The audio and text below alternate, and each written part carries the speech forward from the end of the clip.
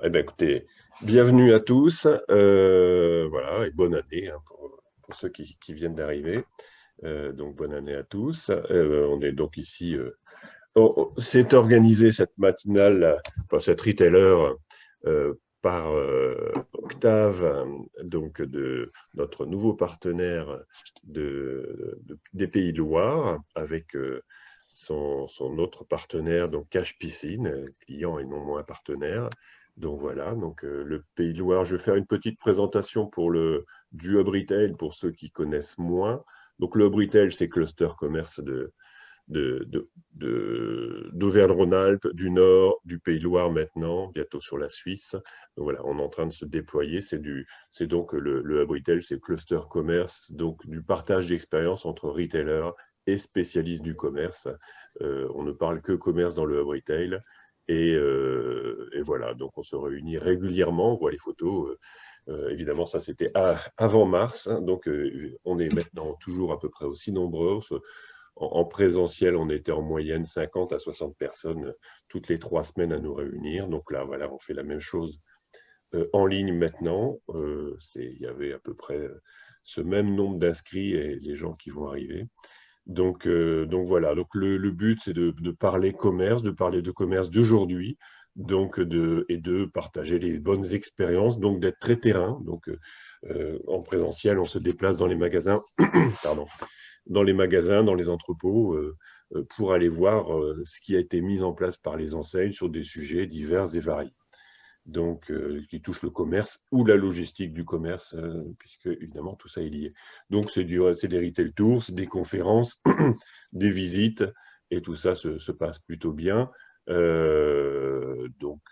vraiment un lieu de partage et de convivialité avec des professionnels du commerce. Donc voilà, donc j'ai parlé effectivement qu'on couvrait petit à petit l'ensemble de le territoire. On se transforme en fédération d'associations régionales et l'objectif effectivement c'est de couvrir les grandes régions françaises pour avoir le maximum de participants et d'échanges et de richesse, je dirais, d'expérience dans tout ça. Il n'y a pas vraiment d'équivalent. C'est pour ça qu'on va aller en Suisse, parce qu'il n'y a pas d'équivalent en Suisse, hein. Je pense que Nicolas Inglard, ici présent, me contredira pas. Donc voilà, donc on va aller là-bas en Suisse et Nicolas sera partie prenante. Donc on a dans chaque région des partenaires. Voilà, ça c'est en Auvergne-Rhône-Alpes, il y a 8 partenaires, je passe très vite. Dans le Nord, il y a Comarch et Improvise, qui sont 2 partenaires sur l'île, sur lesquels on est en train de déployer aussi. Donc la même chose qu'on a fait en Auvergne-Rhône-Alpes. Et dans les Pays de Loire, on a donc Octave ici présent et aussi présent Altavia. Donc, je sais que Nicolas Gentil est là. Donc, je sais que Nicolas, tu n'as pas beaucoup le temps. Si tu peux peut-être dire en 1 ou 2 minutes un petit mot sur Altavia. Oui, bonjour à tous. Très rapidement, Altavia, c'est une entreprise de communication qui est dédiée au retail. Altavia aura la représentante d'Altavia dans la région Auvergne-Rhône-Alpes, les partenaires de Hub Retail depuis un certain temps. C'est un membre premium. Son dirigeant Ludovic Retail m'a dit tout le bien qu'il pensait du Hub Retail et de tout ce que ça pouvait apporter au niveau culture, au niveau échange, au niveau réseau que ça pouvait apporter. Et donc, c'est assez naturellement que, de la même façon qu'il a pu le faire dans la région Auvergne-Rhône-Alpes, je souhaite le faire dans la région Pays de la Loire. Donc voilà, nous le définissons comme des spécialistes du retail, c'est avec même une ambition de travailler sur le retail for humans, c'est-à-dire vraiment la dimension expérientielle, individuelle du vécu du retail. Donc c'est à ce titre qu'on espère apporter quelques éléments de connaissance qui sont à notre disposition et puis échanger avec tous ceux qui rejoindront le Hub Retail. Voilà. Ok. D'accord, merci beaucoup. En tout cas, donc, ça fait 2 beaux partenaires bien complémentaires et on attend d'autres partenaires. S'il y a des vocations, n'hésitez pas. Sur les Uber, hein, donc je dirais les adhérents du hub. Donc voilà, ça c'est la liste de nos adhérents. On approche la centaine d'adhérents, donc classés donc, par enseigne. Donc on a à peu près tous les secteurs du retail. Hein, donc il y a de l'alimentaire comme de la jardinerie, voilà, de l'accessoire, de tout ce qu'on veut. Donc voilà, donc beaucoup de sport, de l'indoor, du jouet. Donc voilà, donc c'est vraiment tous les secteurs. Et en tant que partenaire, on a aussi toutes les fonctions du retail, donc agence digitale, solutions commerce, IT. Il y a même Olivia Gast qui est spécialisée, qui est avocate spécialisée franchise, évidemment des partenaires institutionnels. Donc voilà, il y a des grosses sociétés, il y a des petites sociétés. Donc voilà, on a des gens comme Orange, comme on a aussi des petites sociétés qui sont très réactives. Donc voilà, tout ce petit monde se réunit, échange et apporte sa plus-value, son expérience. C'est tout l'intérêt du Hub Retail. Et l'intérêt du Hub Retail, c'est de faire des événements et de participer, d'organiser des événements comme le fait Octave aujourd'hui. Donc d'organiser ça. Donc pour les prestataires, c'est effectivement un vrai enjeu. On ne fait pas de hard selling, je dirais, dans le Hub Retail. On se vend par son savoir-faire et c'est ce qu'on va découvrir là tout de suite avec Octave.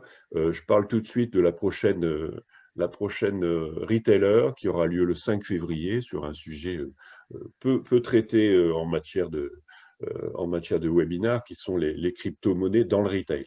Donc, puisque ça sera animé par Cap Info, qui travaille déjà avec des enseignes pour intégrer les crypto-monnaies dans leur système de paiement. Donc voilà, donc ça c'est assez particulier. Je pense que ça vaut le coup effectivement de mettre ça dans son agenda. Voilà, ben je m'arrête là, je laisse la parole à, à Thomas, à Pablo, à Cédric pour qu'ils se présentent d'abord et puis après on enchaîne. Voilà, merci beaucoup. Ce que je peux vous proposer pour commencer, juste avant que bon, Cédric donc de Cache Piscine va se présenter également. Il va également partager le PowerPoint de présentation aujourd'hui. Juste pour introduire Octave, nous on existe depuis 25 ans. On a été créé en 1996. Et aujourd'hui, notre vocation, c'est d'accompagner les retailers dans leur transformation digitale. Et pour ça, on propose une plateforme omnicanal sur laquelle nous sommes à la fois éditeur, intégrateur, mais également hébergeur. Cette plateforme omnicanal, elle est vraiment unique sur le marché pour une raison très simple, c'est qu'elle a une couverture fonctionnelle vraiment très large, puisqu'on va proposer l'ensemble des outils de vente. Hein, donc on est le logiciel de caisse en magasin, on fait les sites e-commerce, mais également toutes les solutions qu'on va appeler digital vendeur, qu'on peut appeler mobilité vendeur, tablette vendeur. Donc ça, c'est pour la partie front, mais on déploie également toute la partie back-office. Hein. Donc nous sommes ERP de gestion commerciale, ce qui va couvrir toute la partie chaîne des ventes, chaîne des achats, la gestion des stocks, la gestion des dépôts, des entrepôts, la gestion des achats, je l'ai dit, mais également toute la gestion des clients, hein, de la relation client, la CRM donc, également un PIM pour la gestion enrichie des articles. Donc c'est une solution qu'on déploie depuis, comme je l'ai dit, de nombreuses années et en l'occurrence aujourd'hui, on va, présenter, non pas vraiment notre solution, mais la façon dont a utilisé notre solution, enfin la façon dont Cache Piscine a utilisé notre solution depuis 7 ans, pour justement accélérer sa transformation digitale et notamment réussir, une très belle année 2020, malgré le contexte, du covid. Donc voilà, c'est ça qu'on va vous présenter aujourd'hui. Bonjour à tous, Cédric Guiraud, je suis le directeur général adjoint de l'enseigne Cache Piscine, société que j'ai rejoint il y a 8 ans. Donc effectivement, on a entamé des travaux de transformation numérique il y a de cela plusieurs années. Et cette année, ces choix ont été mis à rude épreuve à travers le contexte du Covid. Donc c'est un petit peu ce qu'on va vous retracer aujourd'hui. On va vous présenter comment nous avons affronté cette crise du Covid-19 à travers le commerce unifié. Je vais du coup vous partager l'écran. Ça sera plus pratique.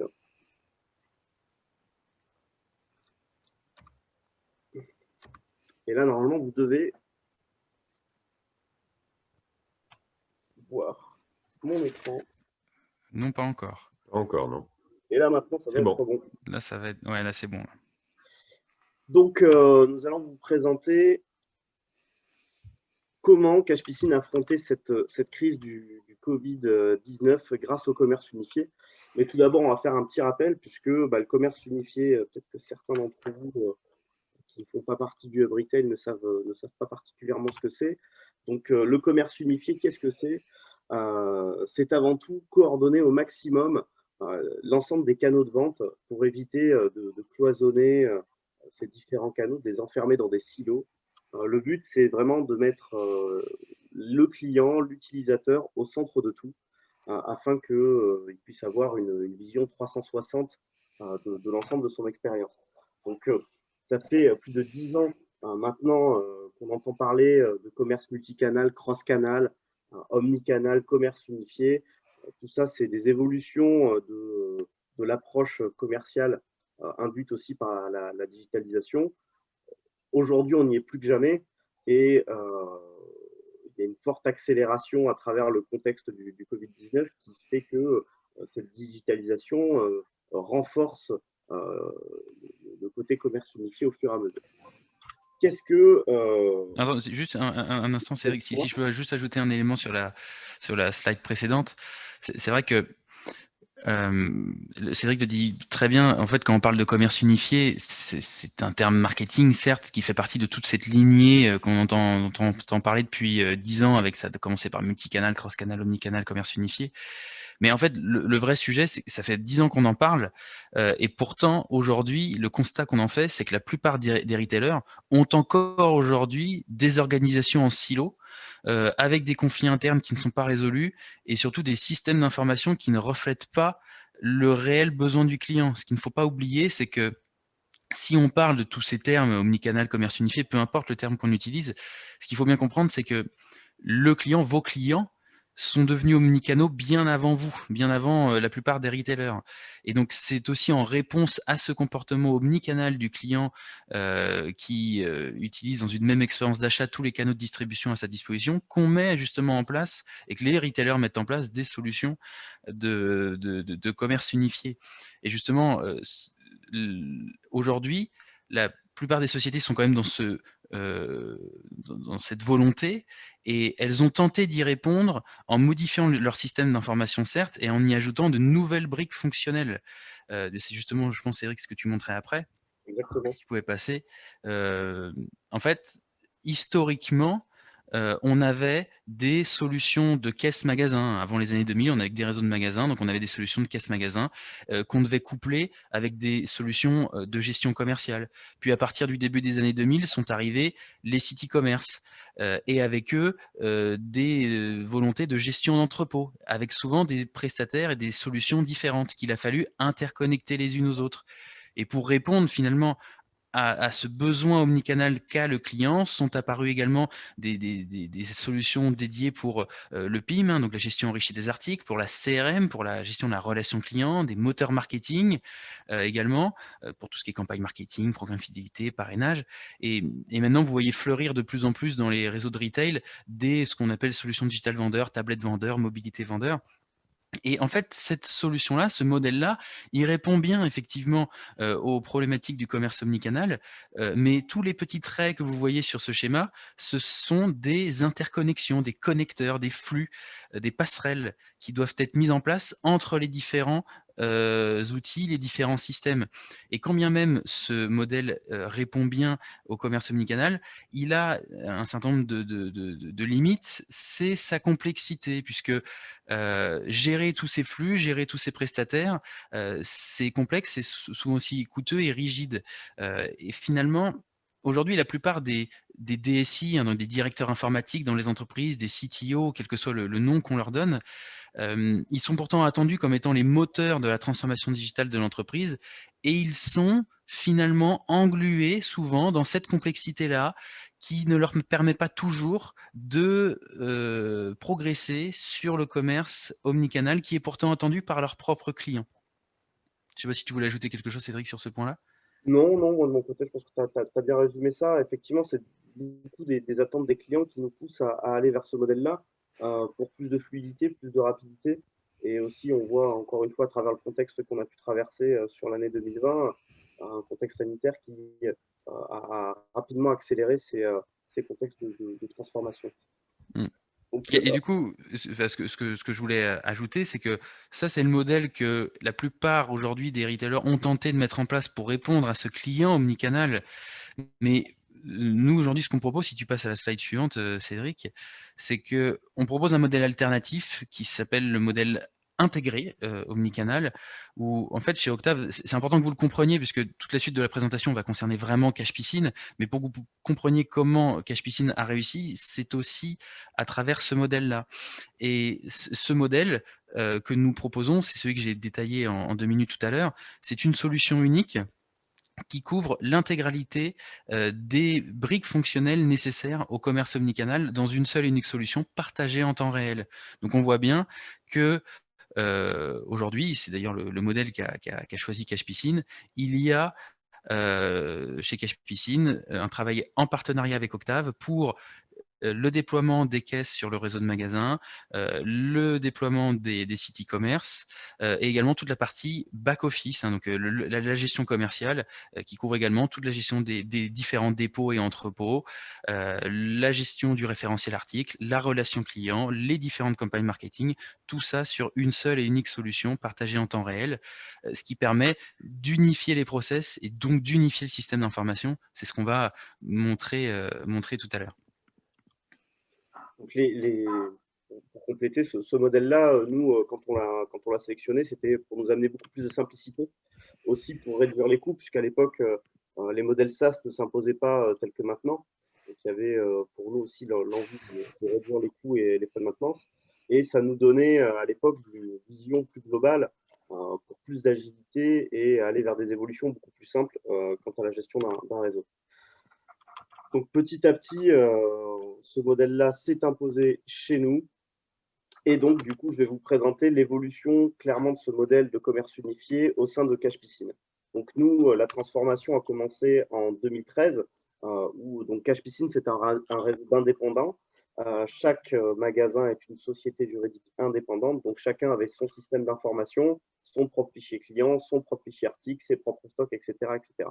Donc ce qui était relativement compliqué pour avoir une stratégie globale et unique quand vous avez des systèmes d'information qui sont propres à chacun des magasins. Le site internet à l'époque était un site vitrine et on n'avait aucun lien à travers le système d'information. En 2014, nous avons donc fait le choix d'intégrer Octave au sein de l'ensemble de nos adhérents.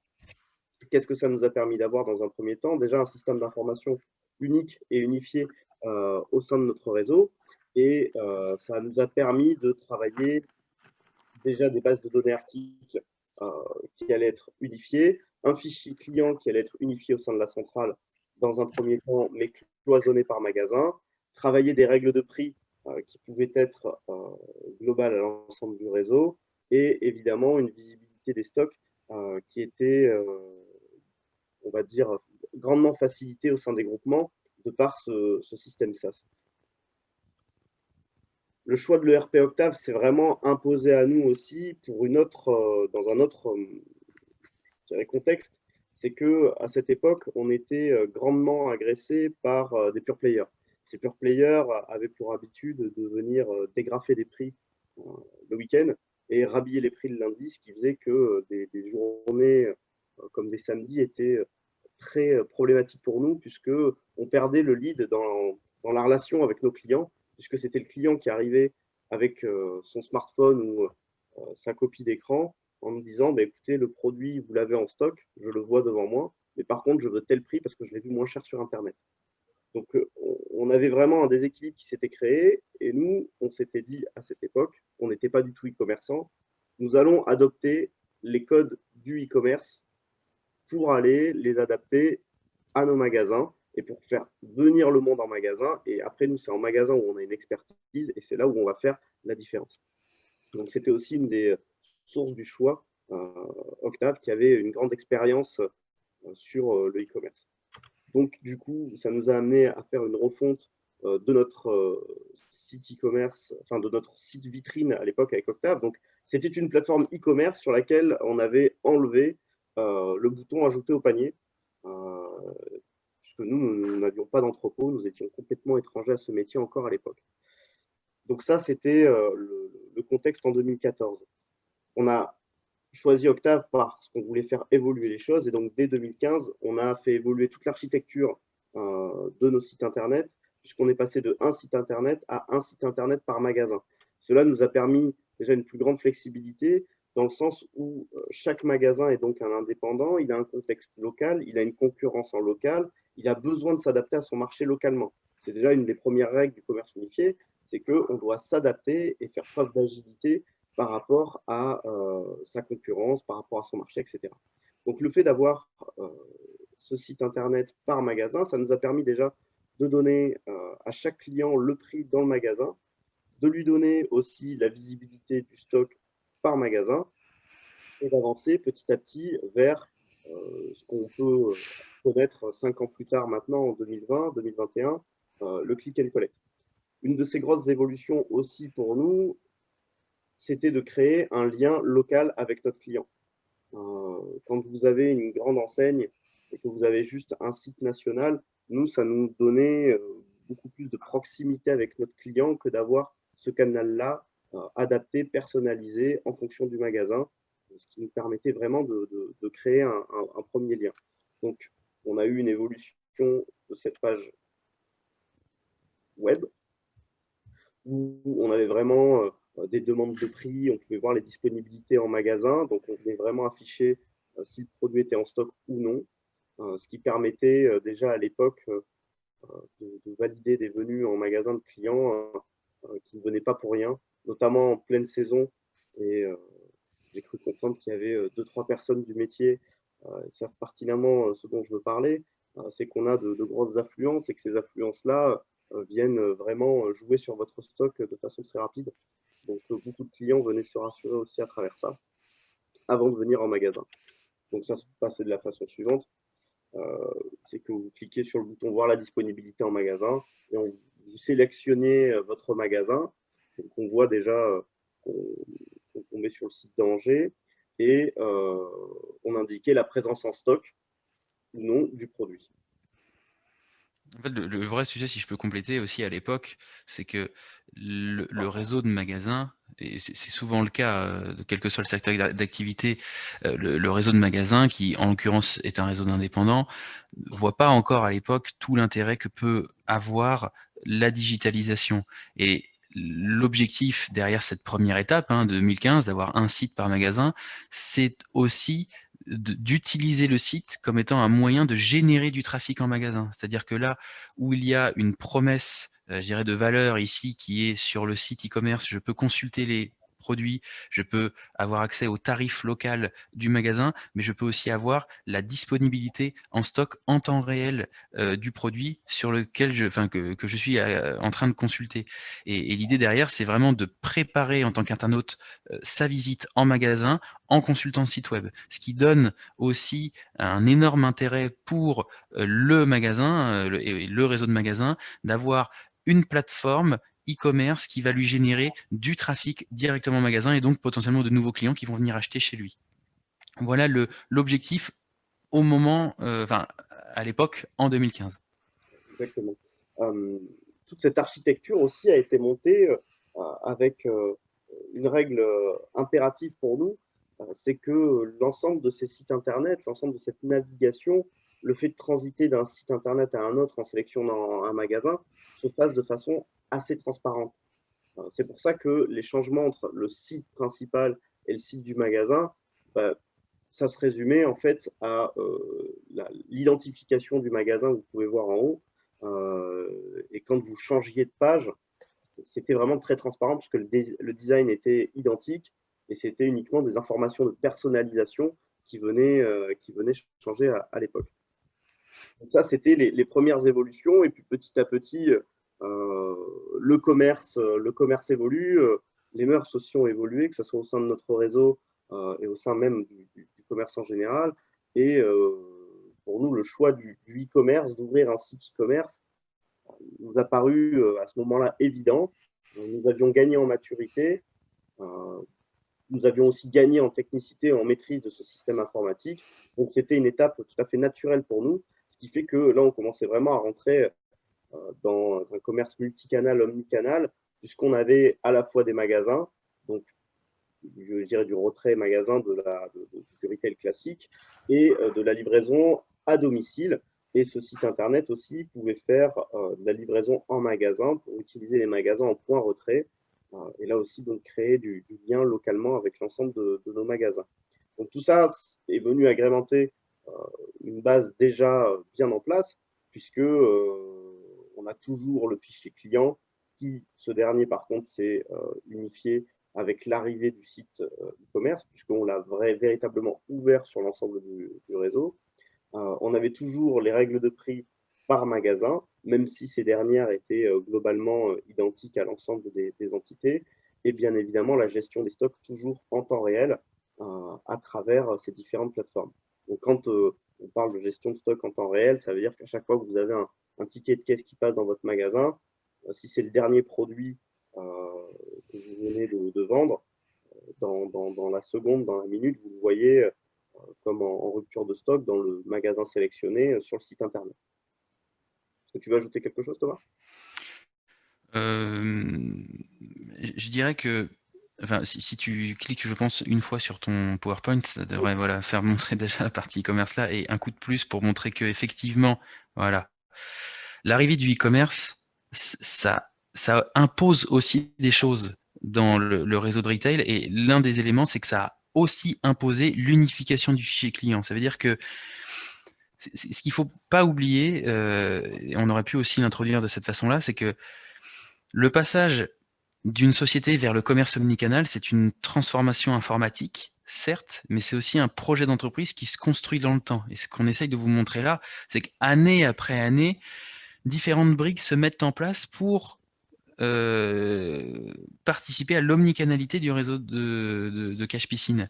Et l'arrivée du e-commerce, si on en avait parlé en 2014 au réseau de magasins, ça aurait été difficile. Et l'arrivée du e-commerce a aussi fonctionné parce que toutes les premières années, toutes les premières évolutions qui ont eu lieu ont permis de montrer et de prouver au réseau de magasins que le web et le e-commerce étaient un bénéfice pour eux. C'est vraiment un changement de culture dans l'entreprise où, par défaut, la plupart des retailers et des magasins pensent que le web est un concurrent, même au sein de la société. Et finalement, c'est tout cet apprentissage et cette conduite du changement des mentalités qui fait que, au bout d'un certain nombre d'années, un certain nombre d'évolutions, on arrive à faire comprendre au réseau de magasins que le e-commerce sera un bénéfice pour eux. Et donc, c'est ce qui a été fait ici. Et j'ajouterais également que l'arrivée du e-commerce a aussi imposé un deuxième élément chez Cache Piscine, c'est la création d'un entrepôt central aussi dédié au web. Donc voilà, le e-commerce, ce n'est pas juste ajouter un bouton ajouter au panier, c'est une conduite du changement auprès de son réseau de magasins, c'est aussi des sujets logistiques qui ont été traités, et c'est aussi une relation très différente de ce qu'on va appeler c'est aussi des notions de transversalité. C'est que quand on commence à avoir un site e-commerce, ça fait aussi travailler des gens qui n'ont pas toujours l'habitude de travailler ensemble. C'est-à-dire qu'on va avoir d'un côté un site e-commerce qui peut générer des commandes et qui propose des solutions de retrait magasin, alors pas de click and collect encore à l'époque, hein, mais de retrait magasin, comme si c'était des points relais magasins. Et donc ça fait travailler ensemble des personnes du réseau qui n'ont pas l'habitude de travailler ensemble, entre eux, je dirais le siège, qui va gérer l'entrepôt central et le site e-commerce, et les magasins qui sont, eux, dans leur contexte magasin. Donc il y a aussi ces enjeux-là qu'il faut traiter, qui ont été traités dans le cadre de l'arrivée du site e-commerce. Voilà, c'était tout. Merci, Thomas. Donc ensuite, l'étape d'après pour nous, ça a été vraiment d'arriver sur l'unification des prix, mais plutôt par stratégie, mais tout en conservant vraiment, encore une fois, cette liberté d'agir sur les tarifications en local, puisque ce sont des indépendants, on s'adapte et on reste vraiment très proche du terrain. Et c'est là où on a vraiment réussi à atteindre vraiment un commerce omnicanal et avoir une base très, très solide.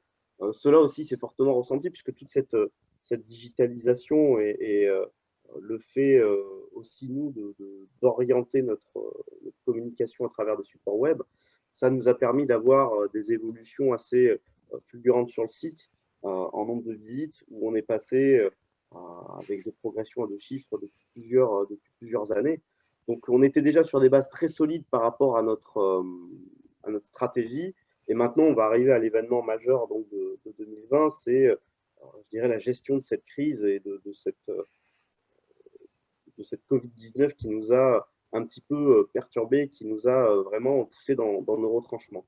Donc, effectivement, pour l'ensemble des acteurs de l'outdoor, du bricolage, cette crise a aussi été un petit peu une opportunité au final, puisqu'il y a eu beaucoup de business qui est passé dans le monde de la maison par le fait du confinement, par le fait des incertitudes de ne pas pouvoir partir en vacances, par le fait d'avoir aussi une météo qui a accompagné énormément de foyers à travers la France sur toute la saison. Donc, ça a été clairement une opportunité pour le monde de l'outdoor. Comment avons-nous traversé, nous, de notre côté, cette crise? Il faut savoir qu'en 2017 et 2018, on a commencé nos premiers tests click and collect. On avait 2 magasins à l'époque, 2 autres sont venus s'ajouter, ce qui fait qu'à début 2020, il y avait, début 2019 d'ailleurs, il y avait une petite erreur, il y avait 4 magasins qui étaient en click and collect. On est passé à une quinzaine de points de vente au fur et à mesure du temps, et on était à environ 17-18 points de vente sur le début de l'année 2020. Le confinement arrive, et là, comme tout le monde, on prend le temps de digérer la nouvelle et de voir comment on peut agir, de voir comment on peut ouvrir, est-ce qu'on est autorisé ou pas, est-ce qu'on peut innover ou pas, est-ce qu'on est en capacité techniquement et humainement d'aller chercher de nouvelles choses dans des laps de temps très réduits, dans une telle période d'incertitude. Et là, pour nous, il y avait, une fois qu'on a verrouillé le côté juridique de la chose, il n'y avait qu'une seule issue, c'était accélérer cette stratégie de click and collect, de digitalisation, d'omnicanalité, de commerce unifié, et de l'accélérer de plusieurs années. Notre objectif n'était pas d'avoir 100% de nos magasins en click and collect en 2020, mais c'était plus un objectif, je dirais, qui était limité parce que nous souhaitions progresser humblement et ne pas aller trop vite et laisser les choses se faire aussi naturellement à travers le réseau. Mais là, lorsqu'elles se sont imposées, en quelques semaines seulement, on a passé 100% des magasins en click and collect. Il faut savoir que cette digitalisation un petit peu d'urgence n'avait au final pas une grande difficulté technique de notre côté, puisque avec une plateforme unifiée en SaaS telle que nous l'avions, il y avait très peu d'enjeux techniques pour déployer les magasins. Les enjeux techniques sont arrivés par la suite, mais la mise en place du click and collect, d'un point de vue logiciel, était plutôt facile puisqu'on avait déjà bien construit nos bases avant ça. Le plus long, au final, était de créer les relations avec les différents serveurs bancaires et d'ouvrir les contrats VAD pour l'ensemble des entités. C'était quasiment le plus long que nous avions à faire, puisque, encore une fois, le plus dur avait été fait. Cependant, tout ça, ça a été, je dirais, un défi de chaque instant qui a été relevé aussi par nos équipes, par les adhérents, par aussi nos partenaires. Octave, on a bien évidemment fait partie. Et il y a eu une adhésion directe de nos clients à travers le confinement. Pour eux, en fait, c'est quelque chose qui s'est fait très naturellement et qui est devenu maintenant tout à fait normal. Donc, ça n'a pas été un changement vraiment fondamental dans leur parcours, puisqu'ils étaient déjà un petit peu habitués, voire même sur certaines régions, ils avaient déjà cette disponibilité-là. Mais ça a été, en fait, pour eux, une façon complètement radicale de consommer différemment. Puisqu'ils allaient consulter sur le web et ils venaient consommer en magasin. Là, maintenant, ils venaient consulter sur le web, consommer sur le web et retirer en magasin.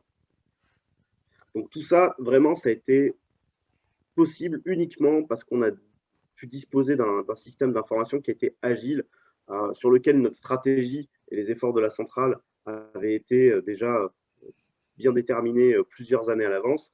Et sans ces ingrédients-là, cette bascule aurait été beaucoup plus compliquée. Donc, comment tout ça, s'est matérialisé pour avoir, je dirais, cette stratégie de click and collect un peu plus plus efficiente et efficace. Il faut savoir que nous, un des gros enjeux, c'est qu'on est, comme vous vous en doutez, quand on travaille dans le domaine de la piscine, on est des saisonniers. On a un business qui est très concentré sur quelques semaines, quelques mois, et le reste de l'année, on a beaucoup moins d'activités et on a vraiment des phénomènes de pic liés à la météo qui sont très très importants. Donc quand on a ces phénomènes de pic, une connaissance de l'ensemble des stocks à travers nos différents entrepôts, que ce soit des magasins ou même des entrepôts secondaires, c'est un facteur clé. Et ça a été véritablement la principale difficulté que nous avons eu à gérer au-delà de l'afflux que cela a généré en magasin. Puisque toute cette croissance digitale, tout ce business concentré, avec tout le contexte que je vous rappelle qui était quand même très, très compliqué, avec des jauges en magasin, le port du masque, toutes ces caractéristiques-là qui faisaient aussi que le métier était beaucoup plus dur qu'à l'accoutumée, avec vraiment, je ne vais pas dire la peur au ventre, mais ce syndrome du virus Covid qui vient faire peur un petit peu à tout le monde. Donc, sur le web, là, vous voyez ce bouton, on se retrouve à pouvoir retirer la marchandise parce qu'on a un contrôle de stock en temps réel qui est fait. On voit que le produit est disponible et que si je l'achète dès maintenant, je peux le retirer à partir de 14h15 parce que là, en l'occurrence, il devait être 11h45 quand la capture d'écran a été faite. Et on a laissé donc le temps au système de calculer l'heure. Tout ça, à chaque fois, évidemment, ça se fait vraiment en temps réel. Et je reviens sur ce que je vous disais tout à l'heure, une transaction en caisse vient dans la foulée sortir le stock aussi du web, puisque ce sont vraiment des bases unifiées, c'est très important. Ça, c'est vraiment la grosse difficulté que nous avons eu à gérer à travers nos magasins. Et c'est ce qui va aussi nous faire évoluer dans nos process et dans nos caractéristiques techniques sur les prochains développements. C'est que ça nous a apporté énormément de connaissances sur le comportement client à travers ce support. Un des effets aussi, bien évidemment, de toute la partie Covid. Ouais, Jacques, excuse-moi, j'étais en ligne. Alors, bon, je viens de voir ton WhatsApp qui vient d'arriver. Je pense que Pablo, tu devrais couper ton micro. Je ne pense pas que tu veuilles nous parler. Donc, un des effets de ce Covid aussi, ça a été, mais pas que, bien évidemment, ça a été une accélération du trafic digital. Et ça a été là aussi une des grosses difficultés à gérer, puisqu'on a connu des pics en journée à plus de 600%. Donc, on a eu énormément de monitoring à faire et de suivi sur les serveurs. Il y a eu une grande implication de nos différents partenaires.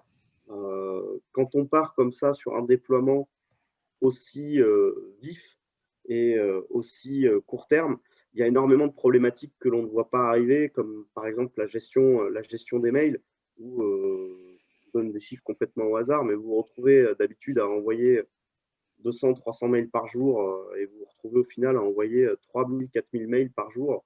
Donc, ce n'est plus du tout les mêmes infrastructures qu'il faut. Il faut penser et repenser tout un tas de supports qui ont évolué aussi avec ce trafic-là. Donc, on est arrivé à des taux de visite de plus de 250 000 visiteurs par jour, ce qui était assez incroyable que nous, on n'avait jamais vu. Une forte augmentation du trafic dès le passage en click and collect, parce que ça nous a permis de recréer du lien avec nos clients. Et dès le début, vous le voyez, dès le mois d'avril, on a vraiment une croissance fulgurante là-dessus.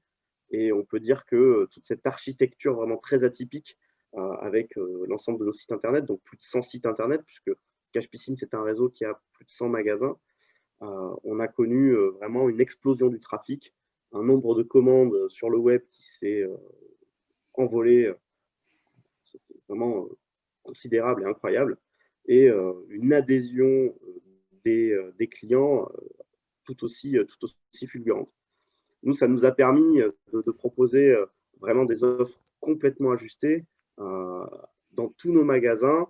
Tout ça, ça a été bien évidemment géré par tout le système d'information et ça nous a vraiment amené des records de vente et d'affluence sur notre site Internet.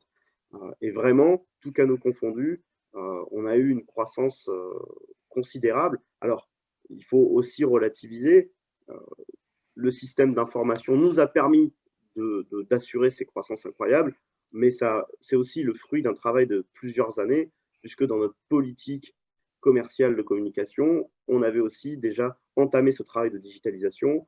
On avait aussi le réseau qui était vraiment derrière et qui croyait en cette démarche et qui a été d'ailleurs fortement agréablement surpris dès le début de la mise en place du click and collect.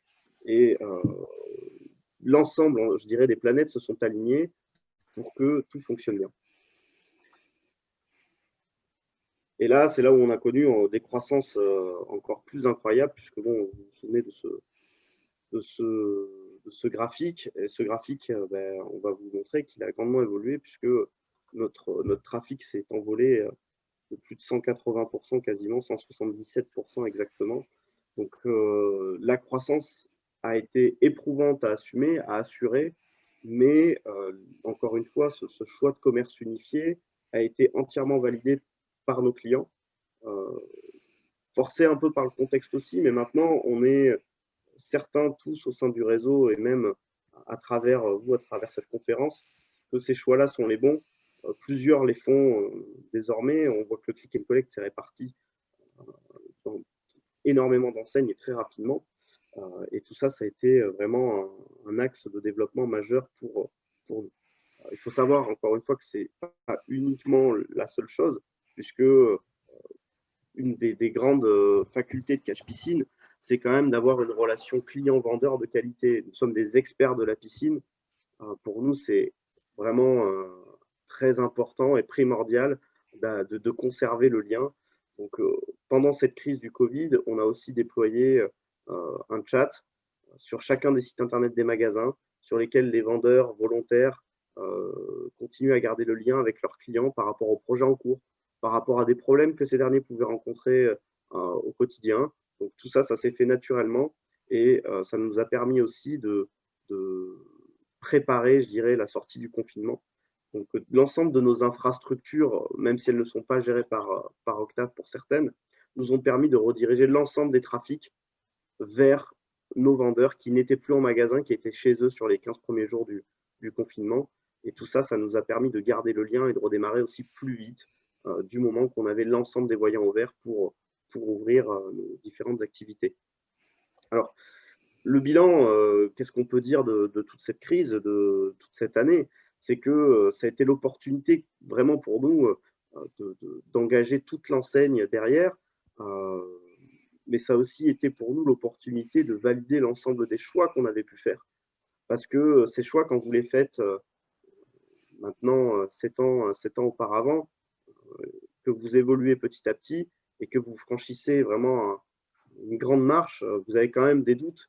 Et même si vous savez au fond de vous, vous avez raison, vous avez quand même des doutes. Et cette année, ça nous a permis de voir qu'on était vraiment sur la bonne voie, qu'on avait fait des bons choix il y a plusieurs années, qu'on avait souffert aussi parce que le déploiement de solutions telles que et de modèles tels que celui-ci, vous souffrez parce qu'il y a des choses que vous découvrez au fur et à mesure. Donc il faut vraiment faire preuve d'agilité encore une fois. Et tout ça, ça nous a permis d'avoir une transformation digitale réussie qui n'en est encore qu'à ses débuts parce que nous ne comptons pas nous arrêter là de notre côté. Est-ce que tu veux ajouter quelque chose, Thomas? Oui, un dernier élément qui fait transition avec ce que tu dis.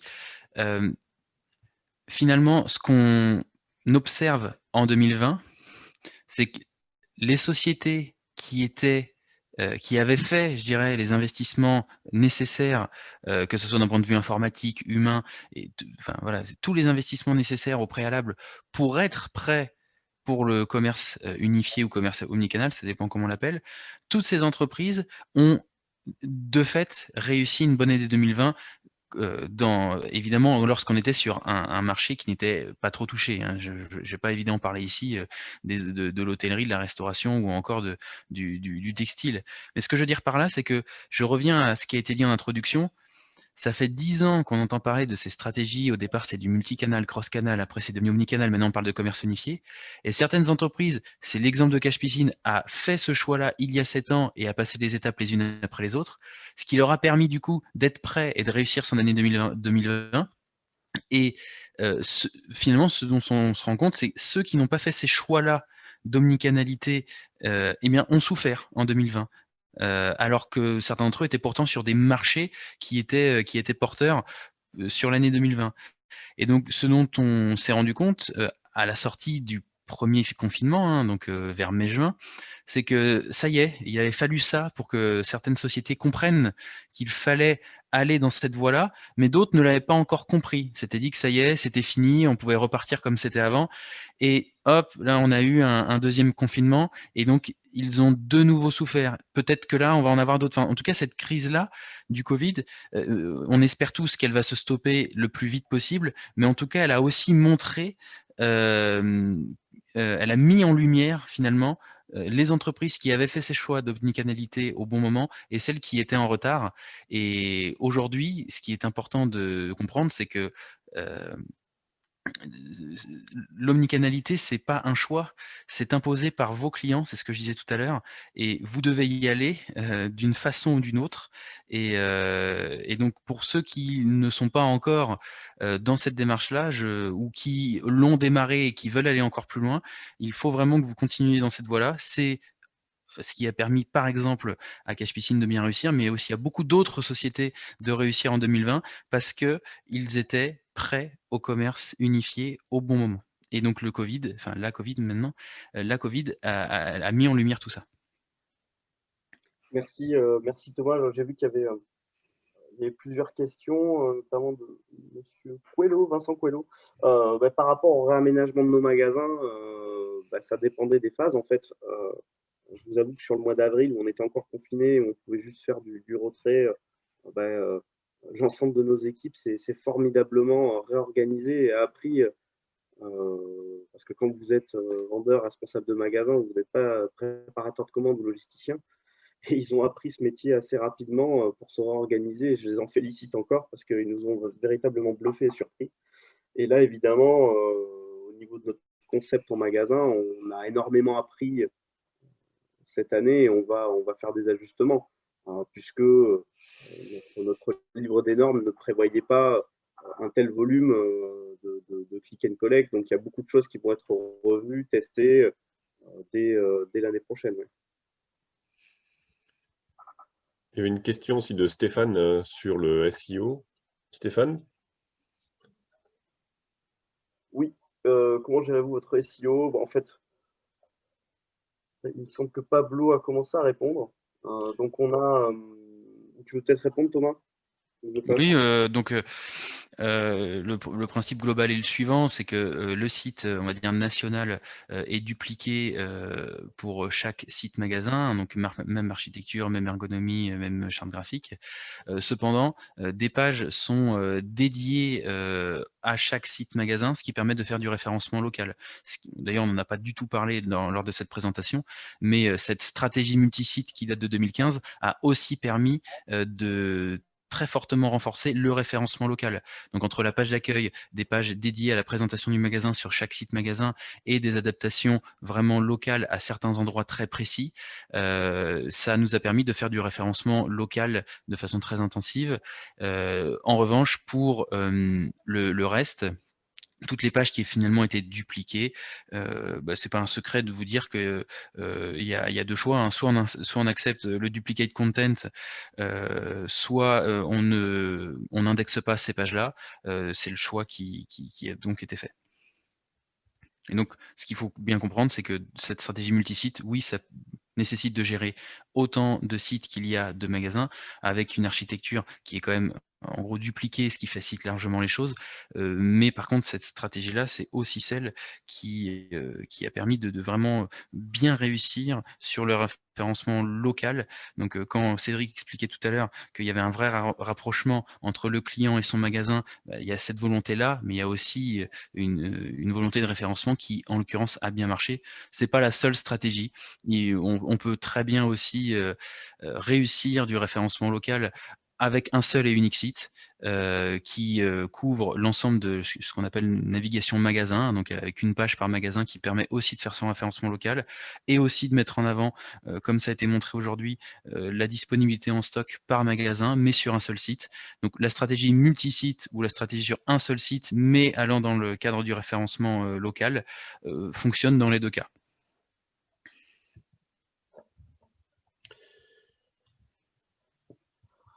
Y a-t-il des... Quelle est la répartition indépendant, franchisé, intégré? C'est que des indépendants. C'est que des indépendants. Nous, c'est un contrat d'adhérent. C'est que des indépendants. Pour répondre à la question de Nathalie, oui, back-office unique pour la gestion des contenus nationaux et locaux, propagation possible des promos. Donc oui, effectivement, c'est au choix. Donc par défaut, c'est une politique, je dirais, nationale avec possibilité de diffuser une même campagne marketing sur l'ensemble des sites magasins, mais possibilité à travers un simple paramètre de dire je fais une campagne pour un magasin individuellement. Donc ça va dans le sens de la logique qu'expliquait Cédric tout à l'heure, avec une adaptation locale dans certains contextes.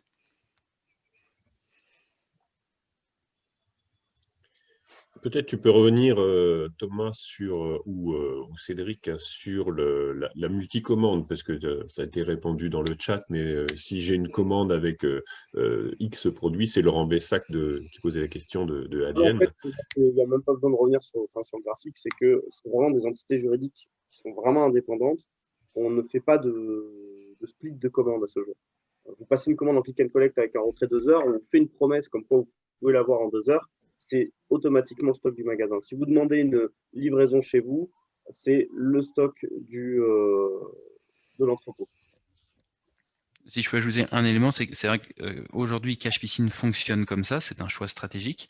Et nous, on a d'autres clients qui, en revanche, ont la possibilité, sur une seule et même commande, de déterminer quels sont les articles qu'ils souhaitent retirer en magasin, quels sont les autres articles qu'ils souhaitent se faire livrer au sein d'une seule et même commande, ce qui permet de faire, comme ça a été écrit dans la conversation, du split de commande. Donc une seule commande, un seul paiement, et pourtant en quelque sorte livraisons différentes, une livraison à domicile pour les articles que j'ai sélectionnés et un retrait magasin pour les autres articles. Tout ça, c'est adaptable en fonction de la stratégie des entreprises. Est-ce qu'il y a d'autres questions?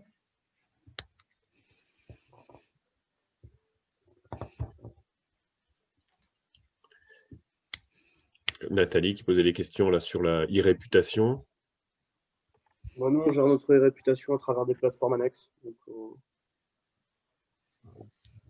mais c'est géré sur l'ensemble des entités, oui. Par contre. Oui, pour répondre entièrement à la question, parce que ça parlait de gestion de la relation client, donc la partie CRM, effectivement, gestion de la relation client est centralisée sur Octave. Là, il y a effectivement un élément qu'on ne fait pas.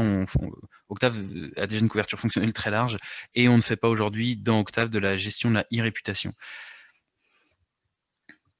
En revanche, on a également en interne une agence web marketing qui gère tout ce qui est justement acquisition de trafic à travers les différents leviers, hein, que ce soit le référencement naturel, les liens sponsorisés, l'emailing, les marketplaces, l'affiliation et toutes les notions, je dirais aussi, d'amélioration de l'ergonomie, hein, B-testing et tout ce qui s'ensuit. Donc la gestion des réseaux sociaux fait aussi partie de prestations qu'on peut couvrir et qui n'ont pas fait l'objet aujourd'hui d'une description.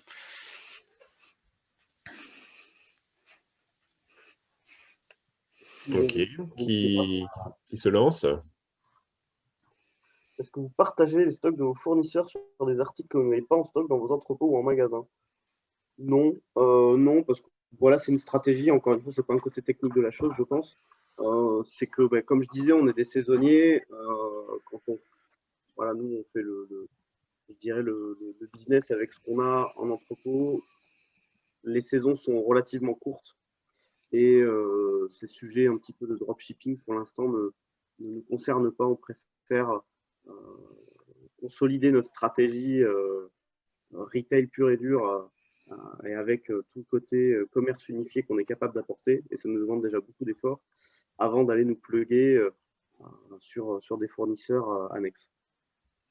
Pour aller faire, par contre, effectivement de l'enrichissement de catalogue ou quoi, hein, c'est pas des mauvaises choses, hein, loin de là, on les voit pas d'un mauvais œil, mais c'est vrai qu'il faut savoir aussi aborder l'ensemble de ces sujets avec beaucoup d'humilité et franchir les caps les uns après les autres.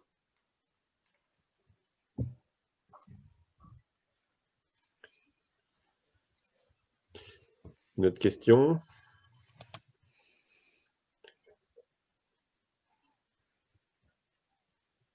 Nathalie, c'est bon? On a bien répondu à tes questions? Ok. Si vous le souhaitez, vous pouvez aussi activer votre micro et poser la question à l'oral. Hein, c'est pas un Oui, problème. voilà, c'est C'est parfait, merci. C'est clair et convaincant. ok. Super, merci beaucoup. Oui, bonjour. Merci à Thomas et à Cédric, hein, c'était super intéressant. C'est Vincent Coelho.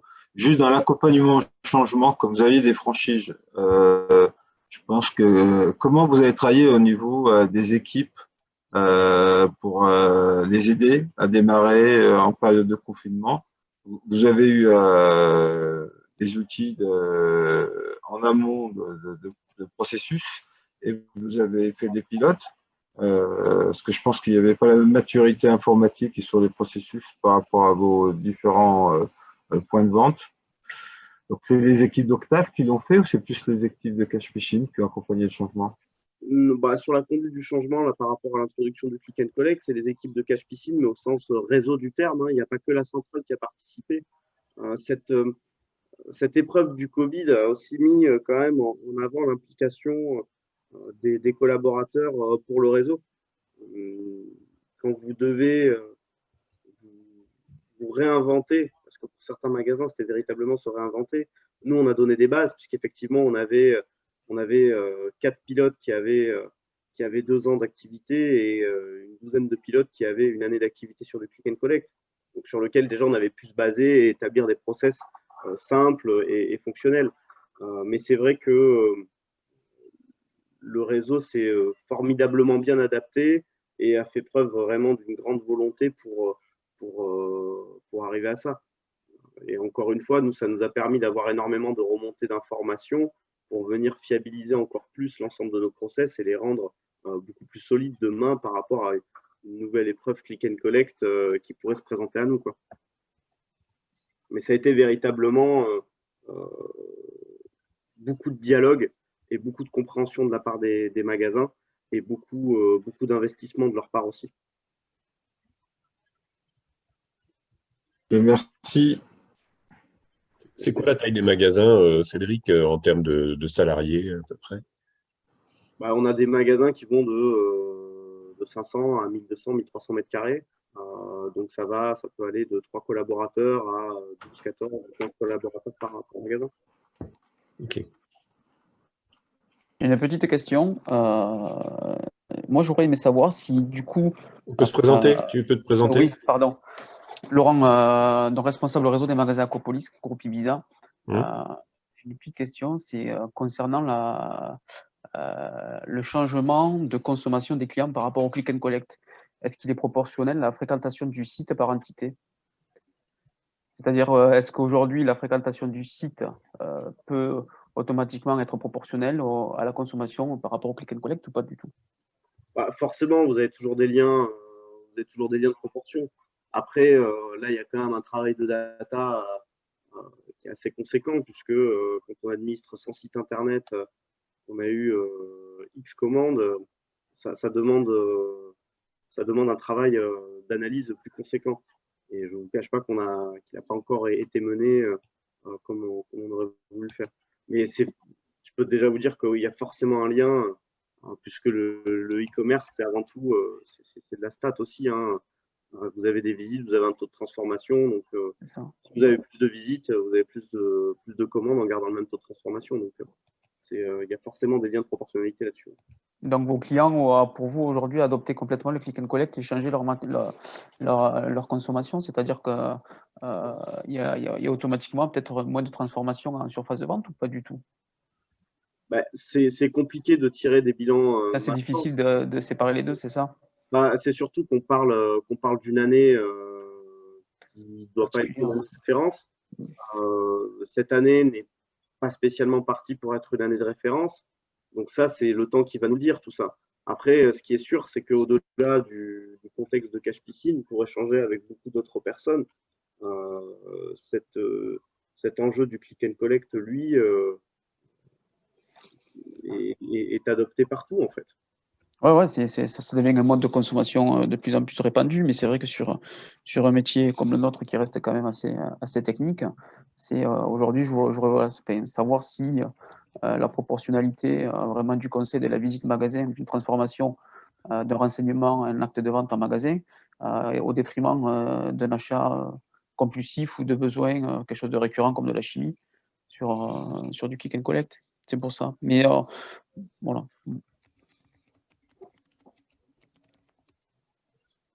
Pour répondre plus largement à la question, ce qui est évident, c'est que pendant la période de confinement, de toute façon, il n'y avait pas de magasin.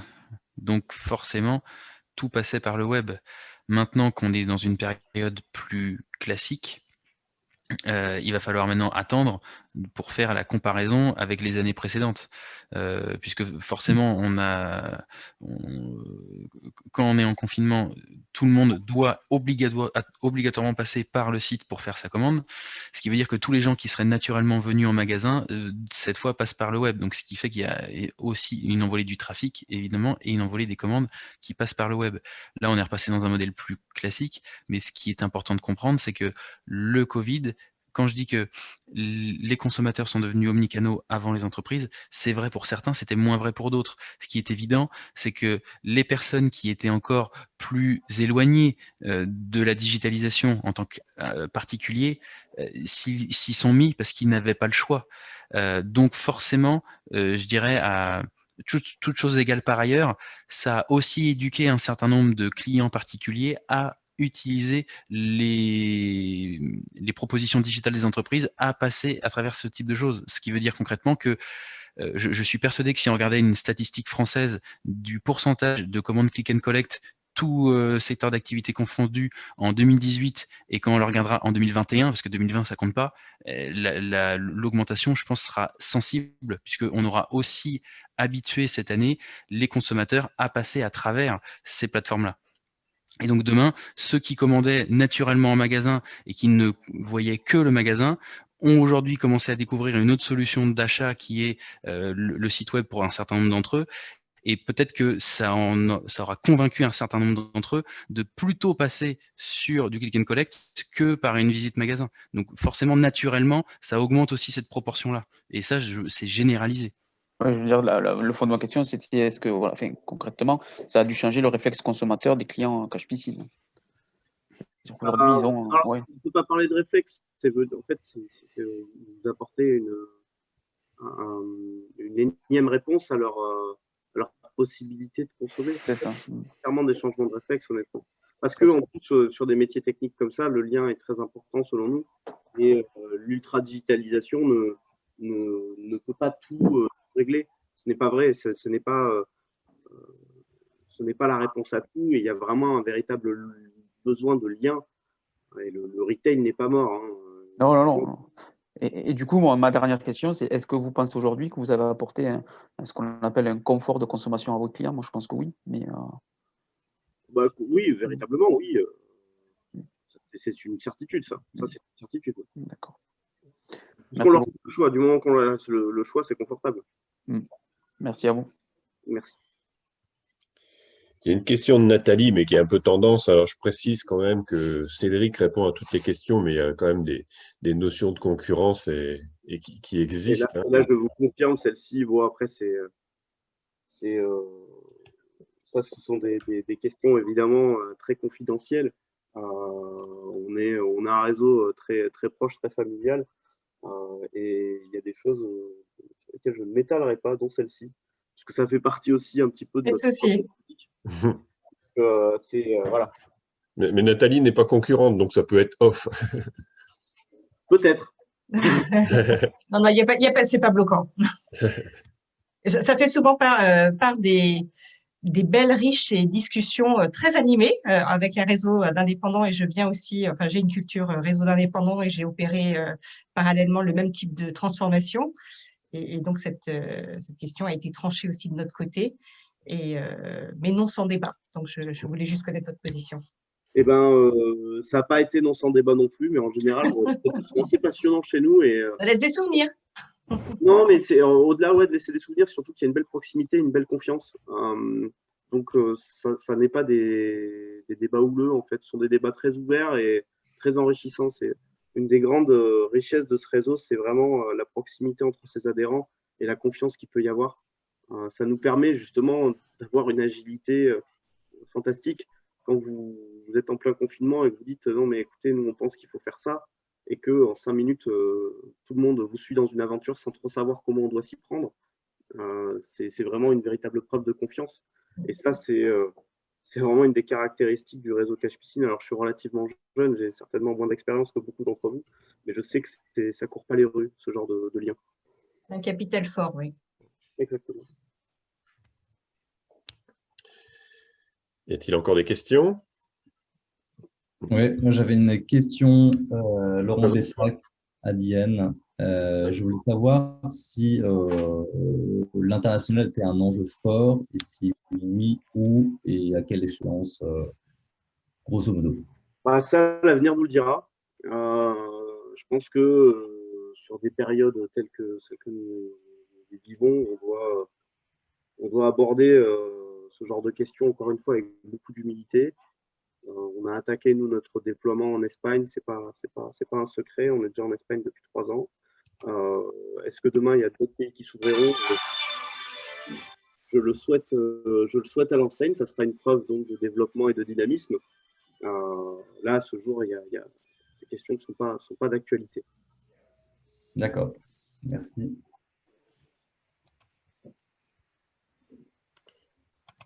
Autre question?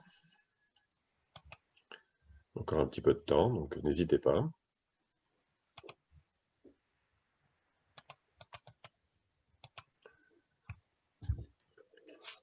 On a épuisé les questions? J'avais éventuellement une autre question, toujours Laurent Dessac. Je ne sais pas si c'était évoqué la notion de tablette vendeur. Est-ce que c'est fait? Est-ce que c'est La mobilité. ouais. Mobilité vendeur, oui, c'est des choses qu'on regarde, effectivement. Après, il y a des très beaux exemples dans le retail français. Hein. Et c'est effectivement des axes de développement qu'on regarde. Il y a vraiment des beaux exemples. C'est des gros mastodontes, mais des gens comme Decathlon, c'est des gens qui sont vraiment précurseurs dans tout un tas de domaines, que ce soit dans le self-checking ou dans la mobilité vendeur. Ils sont vraiment très bons. Et effectivement, nous, c'est des choses qu'on regarde. Après, il y a beaucoup de questions qui se posent par rapport à ces utilisations-là. C'est que les infras en magasin doivent être prêtes à accueillir ça, parce que il ne suffit pas de mettre une tablette dans un magasin, il faut aussi avoir le bon lien Internet qui va bien. Il faut être sûr de pouvoir, encore une fois, de tenir la promesse. Donc oui, c'est des choses qu'on regarde. Est-ce qu'on est prêt à les déployer l'année prochaine? Je ne pense pas. Est-ce qu'on sera prêt à les déployer dans le futur? Ça fait aucun doute, je pense. D'accord. Un complément à la réponse de Cédric, effectivement, nous aujourd'hui, on a déjà déployé la mobilité ou tablette vendeur, c'est pour le nom que vous lui donnez, chez différents réseaux de magasins. C'est pas un secret qu'on l'a déployé chez Cultura en Belgique, ainsi que dans d'autres secteurs d'activité. Et effectivement, c'est aujourd'hui une proposition de valeur qu'on sait proposer à Cache Piscine, mais voilà, c'est la partie technique est une chose, appuyer sur quelques boutons, c'est une chose, mais on l'a bien vu à travers cette présentation-là, souvent les choses se font dans le temps et mettent plusieurs années avant, effectivement, au-delà de la partie technologique, de pouvoir s'implémenter d'un point de vue aussi humain dans les réseaux. Et donc, c'est la raison pour laquelle avec Cache Piscine, on l'envisagera peut-être dans les années à venir. Pour une idée, c'est quoi le panier moyen chez Cache Piscine? Et là encore, ce sont des éléments qui sont confidentiels. C'est très variable en fonction des magasins et ça reste confidentiel. D'accord. C'est très variable aussi en fonction de la saison. D'accord. Et juste la notion, je n'ai pas de piscine chez moi, mais la notion d'expertise, quel est le niveau de conseil dont vos clients ont besoin pour choisir est-ce qu'ils sont autonomes quand ils arrivent dans vos boutiques? Il y a plusieurs. Une piscine, c'est un ensemble d'éléments techniques. Le premier élément technique et qui peut être le plus compliqué pour un client, c'est l'eau. Donc, il y a tout ce qui est entretien de l'eau et traitement de l'eau, où ça, il y a une forte technicité, une forte demande de conseils de la part des clients. Après, c'est beaucoup de montage. Alors après, ça dépend des projets que vous avez, si c'est une piscine hors sol, si c'est une piscine enterrée, etc., etc. Il y a beaucoup de techniques produits liées à tout ça. Et puis après, vous allez chercher des équipements de confort, comme des robots électriques, des pompes à chaleur ou ce genre de choses. C'est vrai que nos vendeurs ont une capacité de conseil qui est très pointue. Et là, ça aide grandement les clients parce qu'il y a beaucoup de caractéristiques qu'ils n'ont pas en tête au moment de faire leur choix. Et le fait de leur apporter ces informations, de les rassurer et de les guider, ça permet aussi de créer un lien différent. Ok, merci. Ok, une autre question? Parmi ceux qui ne se sont pas encore exprimés, peut-être?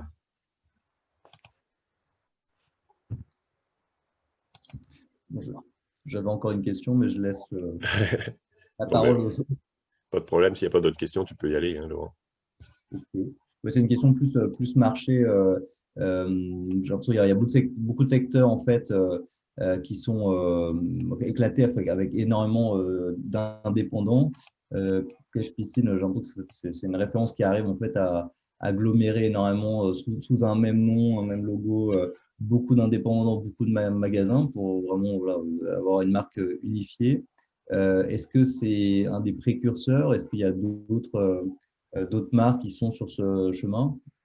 Nous, c'est des adhérents, mais c'est des adhérents, c'est des sociétés juridiques indépendantes. C'est-à-dire qu'il n'y a aucun lien capitalistique entre les différentes entités. Après, ils sont bien évidemment liés par des documents contractuels. Est-ce qu'il y a d'autres personnes qui ont notre modèle? Bien évidemment. Est-ce qu'il y a des modèles où on est plus sur des indépendants purs et durs qui sont vraiment rassemblés sous une seule et même casquette? Moi, je vous avoue, je ne sais pas ça. Ça, je ne saurais pas vous répondre. Il y a d'autres sociétés qui sont plus sur un modèle, par exemple, intégré, par exemple? Dans le milieu de la piscine? Ouais. Oh, oui, il y a des gens qui sont plus avec des magasins intégrés. Oui. Ouais, d'accord. Ce n'est pas les mêmes tailles de réseau, mais oui, vous en avez. Ok.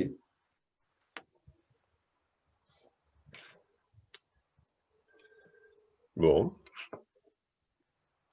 J'aurais encore une question, mais bon, je laisse les autres. Non, mais moi, c'est juste plus sur la tendance de fond. J'ai l'impression qu'effectivement, tout ce qui est autour de la piscine, une tendance qui explose. Pourquoi? Déjà, c'est lié, alors c'est une analyse personnelle, hein, mais l'explosion de la piscine, là, les 2 dernières années, et surtout cette année, si on se résume à cette année, elle a explosé pour 2 principaux critères. 3 principaux critères, on va dire. Le premier, c'est le Covid. Le Covid a fait peur et n'a pas donné envie aux gens de se déplacer. Donc déjà, c'est des budgets qui ont été transférés. Bien souvent, en temps de crise, ça, c'est pas valable uniquement à la piscine, le foyer devient une valeur refuge et on investit dans le foyer pour construire son cocon et être bien chez soi. Parce que tout le stress ambiant, c'est là où on arrive à se détendre un peu plus. Donc ça, c'est une des premières raisons. La deuxième raison, c'est que via cette crise du Covid, pendant un moment, il y a une grosse incertitude sur le fait de pouvoir partir en vacances ou non. Et donc là, ça a automatiquement déporté des budgets pour des raisons différentes, mais ça a déporté des budgets vers des achats de piscines ou de spa.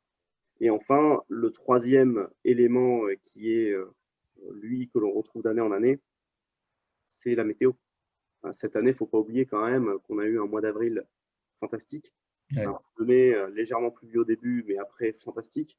Et ça a continué sur juin-juillet.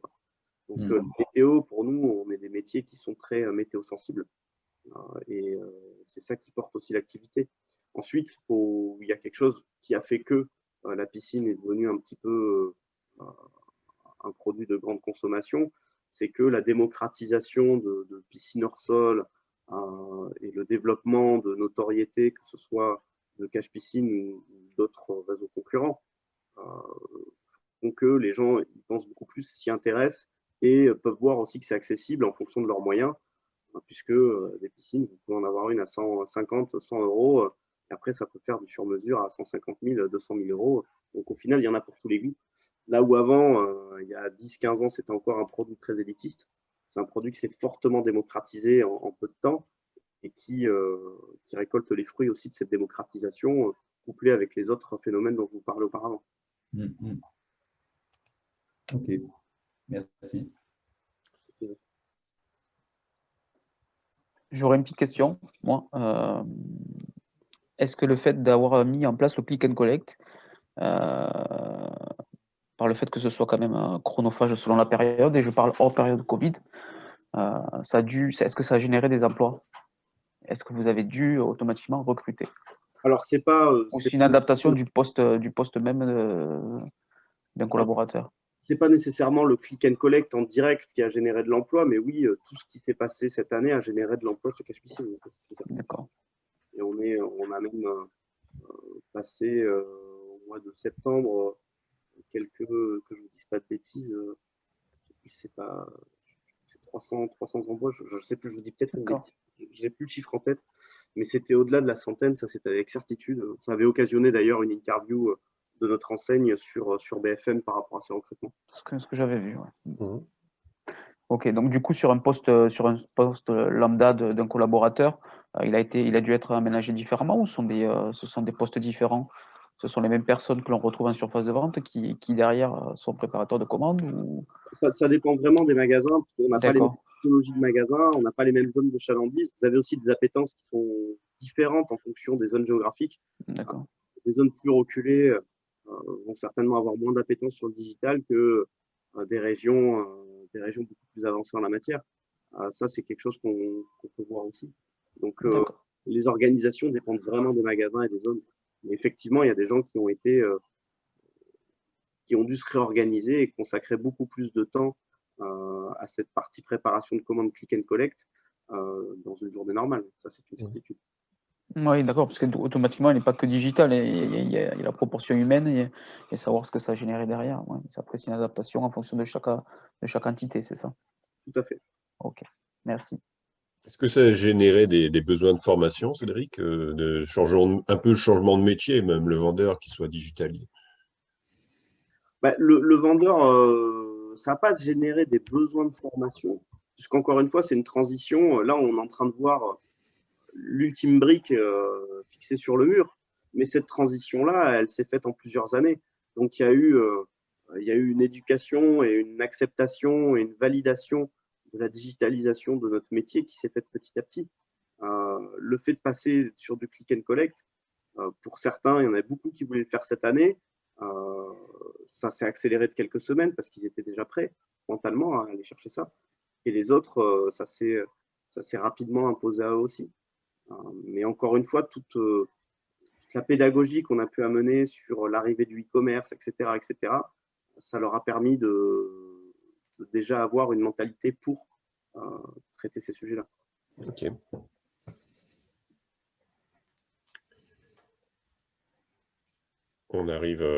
On approche les midis. Peut-être une ou deux questions encore, s'il y en a. Sinon, n'hésitez pas. Plus de questions? On a épuisé le sujet? Ou vous êtes épuisé? Peut-être les deux. C'est bon. Bon. Eh ben, écoutez, donc on va peut-être conclure. Peut-être un mot de conclusion, Thomas, Cédric? Écoutez, moi, je tiens à vous remercier.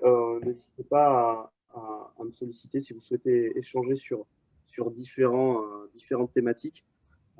J'ai vu plusieurs noms de sociétés connues parmi notre audience aujourd'hui. On vous en remercie. Et puis, voilà, si vous avez des questions, n'hésitez pas à me contacter. J'échangerai avec vous avec grand plaisir. Et merci de cette opportunité aussi, Olivier. Merci. Thomas? Même chose pour moi. Je vous remercie très sincèrement d'avoir tous assisté à cette présentation, aussi de la pertinence des questions qui ont été posées aujourd'hui. Je vais écrire d'ailleurs dans le groupe, je vais laisser mon adresse mail. Si certains d'entre vous souhaitent me contacter en direct, je mets mon adresse mail tout de suite dans le commentaire. J'espère que ça aura à minima créé des vocations de transformation digitale ou alors des volontés d'aller vraiment plus loin et que ce qu'on vous a montré là vous a vraiment convaincu du concept. En tout cas, ça a marché pour Cashpicine et d'autres. Donc, j'espère que ça marchera pour tous les autres. Donc voilà, je vous ai mis mon adresse mail, vous pouvez me contacter et c'est avec plaisir que je pourrai discuter avec vous de ces sujets également. Ok, merci. Écoutez, merci à vous deux d'avoir animé cette retailer. C'était super intéressant. Merci Cédric, merci.